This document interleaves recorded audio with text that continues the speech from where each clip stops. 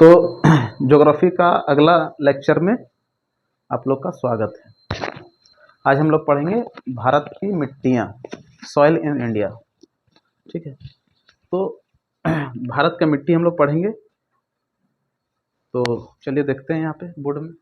तो सबसे पहले जानिए कि मिट्टी के अध्ययन को क्या कहते हैं।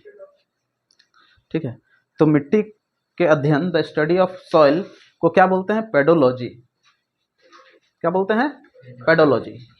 ठीक है, तो 1953 में जितना भी मिट्टी है उसका सर्वे हुआ था। तो वहाँ पे हम लोग को 8 प्रकार का मिट्टी के बारे में भारत में मोटा मोटा तौर पर बताया गया था, लेकिन हम लोग 4 प्रकार का मिट्टी के बारे में ही डिस्कस करेंगे।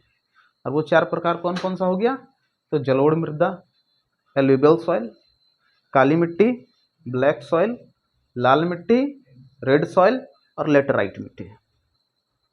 तो ये 4 मिट्टी के बारे में अभी हम लोग देखेंगे। ठीक, तो देखिए ये भारत का जो मैप दिख रहा है ना, तो इस भारत का मैप में ये जगह दिख रहा है, ये भारत का मैदान वाला क्षेत्र हो गया। भारत का मैदान से लेके इधर उत्तरी पूर्वी राज्य में, ठीक है, ये यहाँ पे कौन सा है? तो जलोढ़ मृदा। ठीक, इसको क्या बोलते हैं इंग्लिश में? Alluvial soil. ये पठार वाला क्षेत्र है, दक्कन का पठार, सुना है तुम लोग नाम? तो ये पठार वाला जो क्षेत्र है इसमें पाया जाता है काली मिट्टी। ठीक, ब्लैक सॉइल। ठीक है ना। और ये जो क्षेत्र है यहाँ पे पाया जाएगा लाल मिट्टी, रेड सॉइल।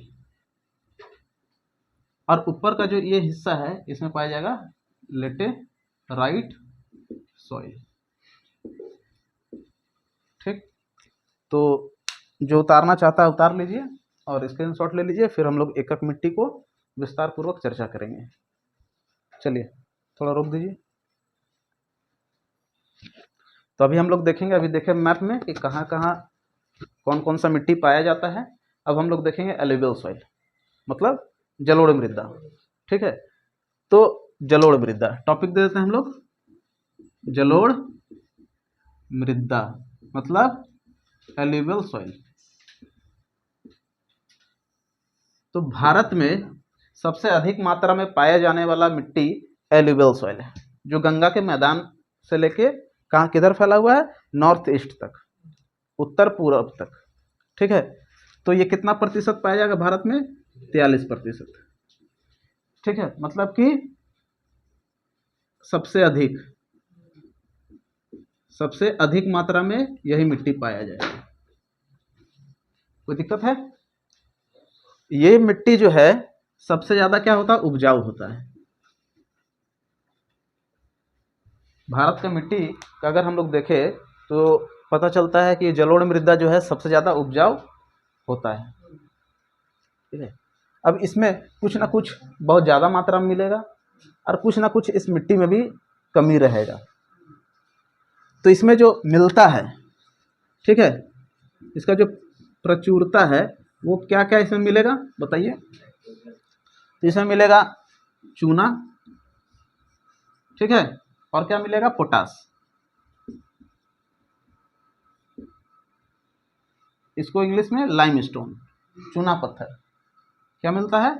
चूना पत्थर और पोटास का मात्रा इसमें प्राप्त होगा तुमको। लेकिन इसमें कुछ ना कुछ कमी भी रहेगा। तो नाइट्रोजन का कमी रहेगा, फास्फोरस का कमी रहेगा और ह्यूमस का कमी रहेगा।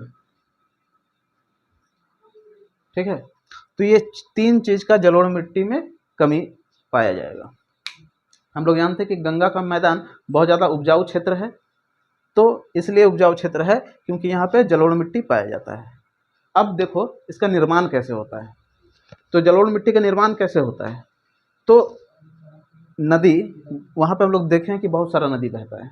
इससे पहले नदी वाला क्लास किए तो वहाँ पे देख रहा था ना, बहुत सारा नदी बह रहा था ना, गंगा का जितना सहायक नदी सब उधर से बह रहा है। तो जब भी नदी बह रहा है तो नदी अपने साथ कुछ ना कुछ बालू कंकड़ लेके बहता है, ठीक है। अब मान लो कि नदी बह रहा है, अब वो उसके साथ साथ नदी के साथ साथ उसका अवसाद भी बह रहा है। अवसाद मतलब सेडिमेंट, ठीक है। बालू कंकड़ बजरी पत्थर जो भी उसके साथ मिट्टी बह रहा है वो नदी के किनारे उसको क्या कर देता है, डिपॉजिट कर देता है, निक्षेपित कर देता है, ठीक है। समझ में आ रहा ना। तो ये नदी बह रहा है, यहाँ पे बहुत सारा बालू कंकड़ है जो इधर इधर निक्षेपित कर दे रहा है, डिपॉजिट कर दे रहा है, ठीक है, जिसके कारण इस मिट्टी का निर्माण हो जाता है। और नदी द्वारा हो रहा है इसलिए इसका और यहाँ पे बहुत सारा नदी भी है जिसके कारण ये मिट्टी बहुत ज़्यादा उपजाऊ हो जाता है। समझ में आ रहा ना। तो इसका निर्माण कैसे होगा इस मिट्टी का, तो इस मिट्टी का निर्माण होगा नदी के अवसादों द्वारा। कोई दिक्कत है बोलिए, नहीं ना। अब जलोढ़ मृदा एल्यूवियल सॉइल को भी हम लोग फर्दर दो भाग में बांट देते हैं। इसको थोड़ा सा हटाओ, दो भाग में इसको हम लोग बांटते हैं, मतलब दो प्रकार का जलोढ़ मृदा भारत में पाया जाता है, ठीक। तो पहला जो भाग है या पहला जो प्रकार है जलोढ़ मृदा का उसको बोलते हैं खादर और एक को बोलते हैं भांगर। तो दो प्रकार कौन कौन, पहला खादर और दूसरा भांगर, ठीक। इंग्लिश में भी यही नाम है। अब क्या है कि खादर कौन होता है, भांगर कौन होता है। एक बार ये डिपॉजिट हुआ तो यहाँ पे आया, फिर डिपॉजिट होगा तो ये वाला इधर चल जाएगा और एक यहाँ पे बनेगा और एक यहाँ बनेगा, या फिर और दूर चल जाएगा। तो ये जो है ये होता है पुराना, ये नया डिपॉजिट है। तो नया वाला को हम लोग बोलते हैं खादर और पुराना जलोढ़ मिट्टी को बोलते हैं भांगर। समझ में आ रहा है। तो ये भांगर क्या हो गया, पुरानी जलोढ़ मिट्टी, ये क्या हो गया नई जलोढ़ मिट्टी, ठीक है। तो हम लोग इसको क्या बोलते हैं, इसको हम लोग बोलते हैं बाढ़ग्रस्त और इसको क्या बोलते हैं बाढ़ रहित, क्योंकि इस जगह पे पुराना हो गया तो इस जगह पे बाढ़ नहीं आ सकता है। बाढ़ कहाँ आ सकता है, इस जगह पे आएगा नदी के किनारे जो है, इसलिए इसको क्या बोलते हैं बाढ़ग्रस्त। इसमें बाढ़ होता है, बाढ़ आता है। कोई दिक्कत है समझने में। तो ये था जलोढ़ मृदा। तो जलोढ़ मृदा कितना प्रतिशत पाया जाता है, 43%। सबसे अधिक उपजाऊ यही है, भारत का गंगा मैदान में ये फैला हुआ है, ये सबसे अधिक उपजाऊ मिट्टी है। इसमें क्या क्या पाया जाएगा, इसमें पाया जाएगा तुम्हारा जाके चूना पत्थर और पोटास। और इसमें क्या क्या चीज़ का कमी रहेगा, तो नाइट्रोजन फास्फोरस और ह्यूमस का कमी रहेगा। इसका निर्माण कैसे होता है, तो नदी के अवसाद द्वारा, ठीक है। और जलोढ़ मृदा दो प्रकार का हो जाएगा, खादर और भांगर। कोई दिक्कत है। ये क्लास 10वां में भी एक चैप्टर है, तुम लोग 10वां क्लास पढ़ा रहता तो अच्छा था, ठीक है। आप लोग इसको स्क्रीनशॉट ले लीजिए।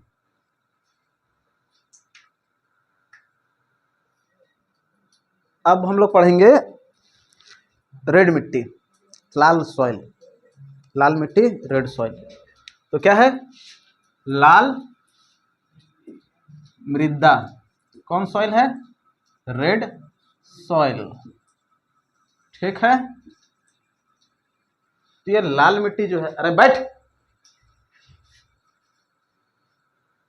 लाल मिट्टी जो है, लाल मिट्टी ये आपका 18% भारत में पाया जाएगा, ठीक है।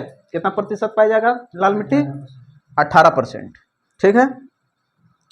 तो इसमें क्या है, तो फेरिक ऑक्साइड रहेगा। क्या रहेगा, फेरिक ऑक्साइड की मात्रा इसमें ज्यादा रहेगा। फेरिक Fe4 क्या होता है, आयरन, ठीक है। तो इसमें किस किस चीज का प्रचुरता रहेगा, तो आयरन, जिंक, ठीक है, अल्युमिनियम, और फास्फोरस, ये सब चीज़ इसमें ज़्यादा मात्रा में रहेगा। फेरिक ऑक्साइड, अब इसका निर्माण हम लोग देखेंगे। हम लोग तो देख लिए कि ये आता कहाँ कहाँ पे है ये लाल मिट्टी, तो महाराष्ट्र, पूरा जो पश्चिमी घाट का जो भी स्टेट है सब में लाल मिट्टी पाया, झारखंड में पाया जाता है, ठीक है ना। अब इसका निर्माण कैसे होता है, तो निर्माण देखो, तो मिट्टी के अंदर आयरन का मात्रा पाया जाता है, ठीक है। और मिट्टी के अंदर आयरन का मात्रा पाया जाता है, और वो जब वहाँ पे हम बरसात तो होगा ही ना, तो बरसात होता है, और हम लोग देखे हैं कि कभी देखा है मिट्टी सॉरी जो आयरन होता है जब जंग लग जाता है, पानी का मात्रा पाने से क्या हो जाएगा, जंग लग जाएगा, पढ़े हो ना। आयरन जब हवा के साथ रिएक्ट करेगा तो क्या हो जाएगा, रस्टिंग हो जाता है। तो अब रस्टिंग होने के बाद उसमें रेडनेस आ जाता है, ब्राउननेस आ जाता है। अब कभी वाइट शर्ट पे ऐसे पोछेगा तो देखना वो शर्ट तुम्हारा कलर हो जाएगा, वहाँ पे लाल कलर का हो जाएगा। तो मिट्टी के अंदर आयरन का छोटा छोटा टुकड़ा पाया जाता है। अब यहाँ पे लगातार पानी गिर रहा है, ठीक है ना, बारिश हो रहा है वहाँ पे, तो बारिश हो रहा है तो मिट्टी में जो रस्टिंग वाला पार्ट है वो पानी की वजह से वहाँ से छूट जाता है, और छूट जाने के कारण क्या होता है, आसपास का जो मिट्टी होगा उसको कलरफुल बना देता है, और वो कौन सा कलर में परिवर्तन कर देगा, तो लाल मिट्टी में परिवर्तन कर देगा। समझ में आ रहा ना। तो इसका निर्माण कैसे होगा, मृदा में क्या रहेगा, आयरन की मात्रा, ठीक है। कोई दिक्कत है, इसको बहुत जगह पे पीली मिट्टी भी बोलते हैं, ठीक है। लाल मिट्टी पीली मिट्टी दोनों एक ही मिट्टी है, और ये 18% पूरा भारत में पाया जाता है। समझ में आ रहा है। ये लाल मिट्टी कहाँ किस किस जगह पे ये भी बताएं, कितना प्रतिशत है, इसमें क्या पाया जाएगा, इसका निर्माण कैसे होता है। इसको पीली मिट्टी भी बोलते हैं। चावल, वीट, बार्ले, बाजरा, ये सब चीज़ लाल मिट्टी में उगाया जाता है, ठीक। अब इसको स्क्रीनशॉट लीजिए, इसको मिटाते हैं, रहो रहो, चलो रोको, ठीक। अब हम लोग पढ़ेंगे काली मिट्टी, ब्लैक सॉइल, ठीक है। काली मिट्टी, ब्लैक सॉइल, कितना प्रतिशत पाया जाता है, 15%, ठीक। तो 15% पाया जाएगा। इसमें किसका किसका प्रचुरता रहता है बताओ। ब्लैक मिट्टी में आयरन रहेगा, अल्मुनियम रहेगा, फास्फोरस रहेगा और ह्यूमस रहेगा, ये सब चीज़ पाया जाता है।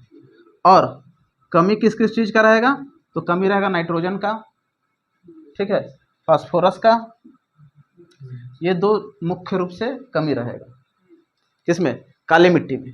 और इसको हम लोग और एक नाम से जानते हैं, इसका नाम है रेगूर मिट्टी। क्या बोलते हैं, रेगूर मिट्टी, हाँ, कपासी मिट्टी, कपासी मिट्टी, ठीक है। इसलिए कपासी मिट्टी इसका नाम पड़ा है क्योंकि यहाँ पे कपास का खेती सबसे ज़्यादा होता है, और सबसे पहले कपास का खेती भारत में ही शुरू हुआ है पूरे वर्ल्ड में। तो कपास की मिट्टी कहाँ, कपासी मिट्टी किसको बोलेंगे, काली मिट्टी को। रेगुर मिट्टी किसको बोलेंगे, काली मिट्टी को। ये कितना प्रतिशत पाया जाता है, 15%। इसमें आयरन, अल्मुनियम, फास्फोरस, ह्यूमस का मात्रा ज़्यादा रहेगा, और नाइट्रोजन और फास्फोरस का मात्रा कम रहेगा, ठीक है। अब इसमें क्या है, तो इसका निर्माण कैसे होता है, तो ये पाया कहाँ जाता है, तो दक्कन का पठार में, पता है ना कहाँ पाया जा रहा था, डायग्राम में देखा था, तो दक्कन पठार लिख देते हैं, ठीक है। तो हम लोग जानते हैं कि दक्कन का पठार में भारत का अगर कहीं ज़्यादा मात्रा में भूकंप आया, सॉरी, ज्वालामुखी उद्गार हुआ है, तो यही दक्कन का पठार में ही ज्वालामुखी का उद्गार हुआ है, ठीक है। तो ज्वालामुखी जब भी कहीं पे फूटेगा तो अपने साथ बहुत सारा राख, धुआं, धूल लेके आएगा। तो जैसे ही वो ज्वालामुखी फूटेगा और अगल बगल लावा के साथ बहुत कुछ और जो रहता है उसको निक्षेपित कर देगा वहाँ के आसपास के मैदान में, और वो कुछ दिन के बाद वो काली मिट्टी में तब्दील हो जाता है, वही परिवर्तन हो जाता है। इसका निर्माण कैसे हो जाएगा बताओ? ज्वालामुखी, ज्वालामुखी, ठीक है। तो इसका निर्माण कैसे हुआ? ज्वालामुखी उद्गार से। कोई दिक्कत है समझने में? अब देखिए इस मिट्टी में कभी भी पानी का आवश्यकता नहीं होता है, ठीक है। क्यों? क्योंकि इसमें, ठीक है, जल सोखने का क्षमता बहुत ज़्यादा होता है, जिसके कारण इस मिट्टी में अगर तुम खेती करना चाहता है तो इसमें पानी का ज़रूरत नहीं।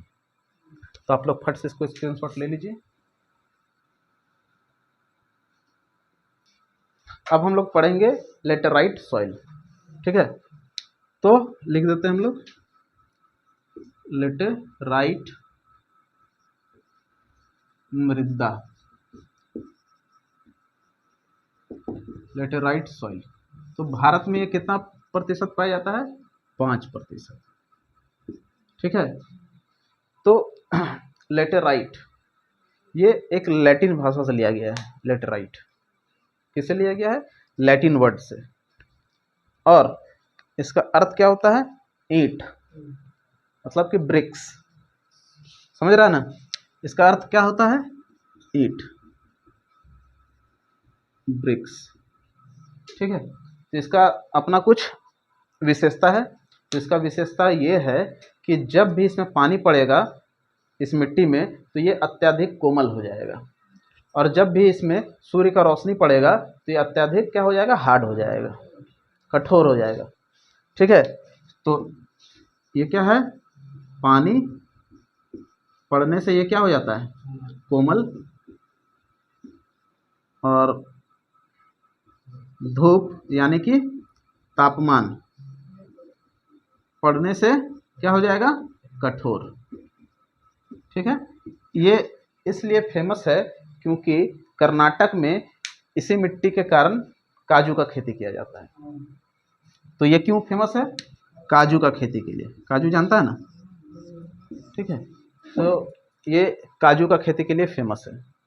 ये हो गया आपका लेटेराइट सॉइल। तो अभी हम लोग क्या देखें? Alluvial soil, black soil, red soil और laterite soil. Alluvial soil 43%, black soil 15%, 18%, red soil 15% और लेटेराइट सॉइल 5%। तो ये चारों मिट्टी को मिला जुला के देखा जाए तो 85, 86, 70, 90% तक हो जाता है। तो बाकी का जो 10% का मिट्टी है वो बाकी मेरुस्थलीय मिट्टी हो गया, ठीक है। ये सब मिट्टी कहाँ पाया जाएगा? तो ये पाया जाएगा आपको जहाँ पे रेगिस्तान वगैरह है वहाँ पे, समझ रहा है ना? पर्वतीय मिट्टी हो गया। ये पर्वतीय मिट्टी कहाँ पाया जाएगा? पर्वत में। और ये पर्वतीय मिट्टी जो है स्थानांतरित होता है, मतलब कि एक जगह से दूसरी जगह ये क्या होता है? आते जाते रहता है। जैसे मान लो कि पर्वत एक स्लोप पे बना होगा, मिट्टी ऊपर है तो कहाँ जाएगा? नीचे जाएगा, और यहाँ पे इस मिट्टी को मानकीकरण किया जाता है।